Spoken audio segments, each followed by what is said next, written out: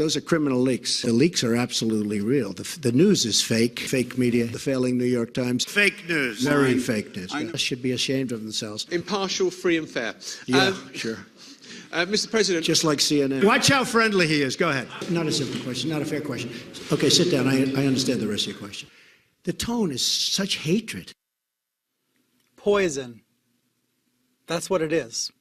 It's a verbal form of poison, meant to affect your view of the media world, meant to harm news organizations. Notice what Trump was doing with this tweet, this now famous tweet from Friday. You saw it. It says the fake news media, failing New York Times, NBC, ABC, CBS, CNN, is not my enemy. It is the enemy of the American people. He was singling out specific news outlets as enemies, including this one. He wasn't talking about the entire press. He was talking about those 5. And he wasn't saying that they're his enemy, but your enemy. Maybe trying to drive another wedge between the sources he likes and the sources he dislikes. Maybe he was also trying to just distract us, right? Let's see, what else happened that hour, the 4 p.m. hour on Friday? Let's go ahead and pull it up in the control room. This is from CNN at 4:01 p.m. And this is exclusive video of the FBI Director James Comey leaving a classified briefing on Capitol Hill with members of the Senate Intelligence Committee and a handful of other senators. And we are told that meeting was, listen to this, about Russia.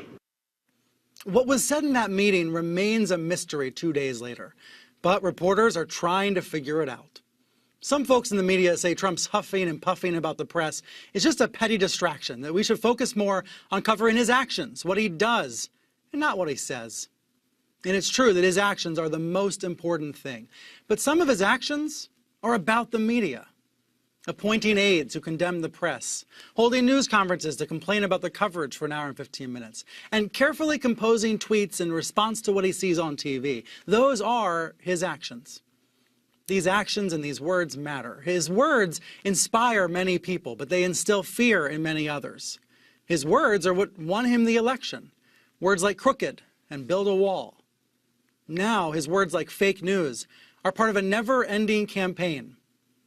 I would describe those words as poison. So we're going to take his words and actions seriously here and discuss the consequences. Looking back at history, recent history, there's only one president who so vehemently called the press an enemy. It happened in secret. Remember, we're going to be around and call them our enemies. And also, never forget, the press is the enemy. The press is the enemy. The press is the enemy.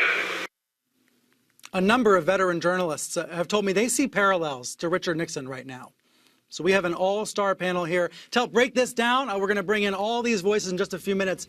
But when it comes to comparisons to Nixon, there's one expert I must start with right there in the top, Carl Bernstein, CNN political analyst, one half of the famed Woodward and Bernstein team that broke Watergate wide open. Carl, Nixonian, is that appropriate? Is it a fair comparison to make 30 days into Trump's presidency? Trump's attacks on the American press as enemies of the American people are more treacherous than Richard Nixon's attacks on the press. Nixon's attacks on the press were largely in private.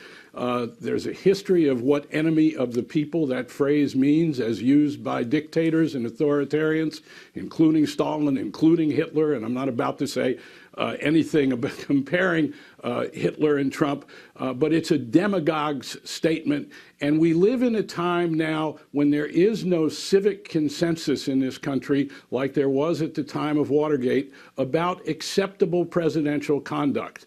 There was a consensus that Nixon had to leave office because he had breached that acceptable conduct. We have no such acceptable compact among Republicans, Democrats, conservatives, liberals in this country today. So Trump is out there on his own leading a demagogic attack on the institutions of free democracy, including the press.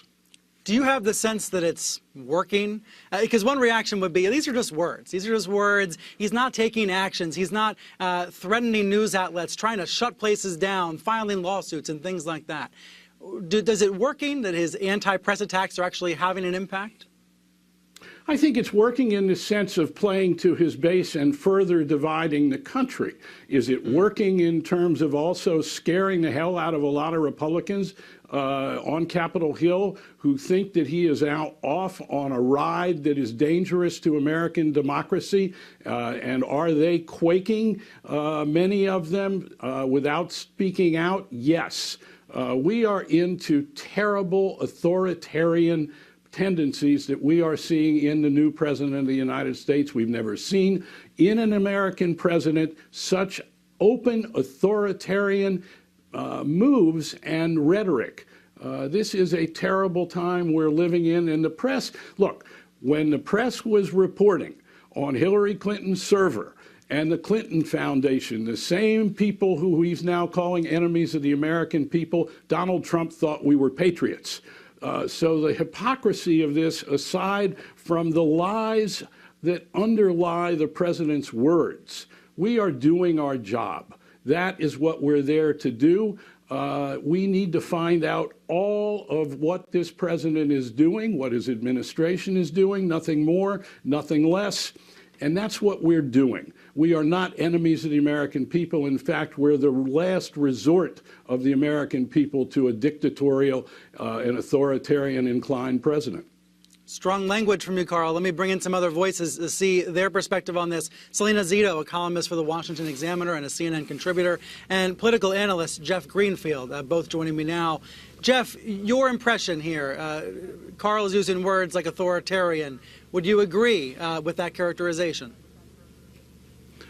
Well, that's certainly the whisper of it. When you use a term like enemy of the people, a lot of people have pointed to totalitarian regimes that use that phrase, whether it was Stalin or whether it was Hitler, and I'm certainly not going there at this point. I would point out where I think we have to keep a sharp eye is whether we go beyond words. Remember, Richard Nixon first sent out Vice President Agnew to attack the media as an unelected elite based on their coverage of the Vietnam War.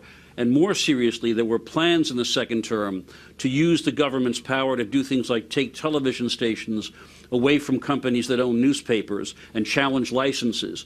So what I think would be useful, rather than just focusing on the words, is to see whether or not this takes the form of action in which the power of the government, whether it's antitrust, tax laws, whatever, whether that's used. I mean, CNN is part of Time Warner, which is engaged in a huge merger effort with AT&T.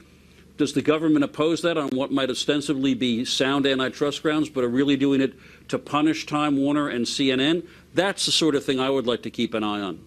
Past mergers like the AT&T Time Warner deal have received government approval. Trump, before Election Day, before he won the election, said he would block. He vowed to block that merger. At the moment, it is working its way through the regulatory process. These companies hope it'll clear by the end of the year. But what you're asking, Jeff, it's a giant question mark about what this administration will do with regards to the merger. It strikes me as something I've been saying privately, and I haven't said it on television. I think I probably should, which is that as journalists, I think we need to think about how bad it could get for the news media, meaning we shouldn't have a failure of imagination here. I hope that this administration does not go down the road of blocking licenses or auditing journalists and things like that.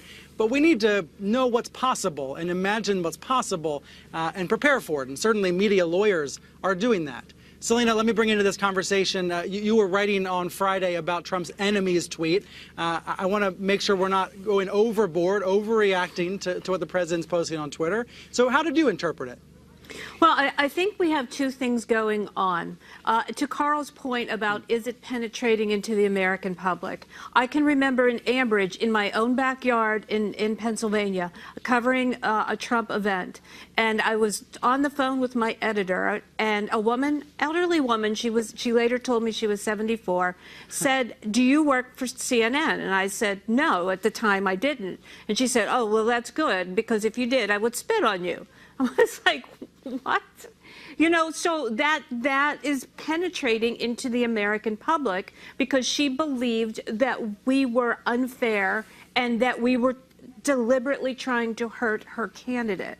Having said that, Trump, I believe that Trump believes he needs someone, a straw man, someone to blame because there's not a Hillary Clinton out there. An we opponent. make the easiest foil for that. And our problem tends to be is that people believe we spend too much time focusing on what he says about us, and they would like to see us spend more time on what he's doing. Does that make sense?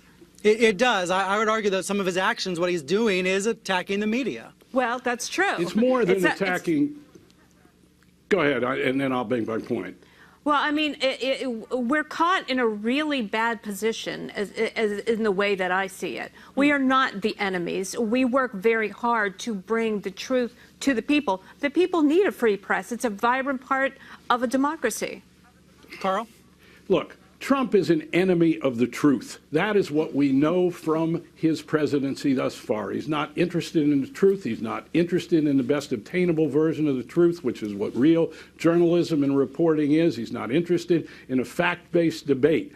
And what we are seeing already are actions at intimidating the press, which means the people lose, and intimidating those in the American government who talk to the press. We already, as in the Nixon years, are watching Trump initiate a leak investigation of draconian threats that's already underway. That is the threat to the American people. We don't need in the press to be self-centered about attacks on us. Yeah. We need to be, all of us, focused on attacks on the First Amendment, on the Constitution, free press, and how it reaches the people, especially when we have an authoritarian president who seems not to understand the Constitution. Nixon understood the Constitution. This To tell you what, president does not. Carl, you set up my tease perfectly. We're going to talk leaks.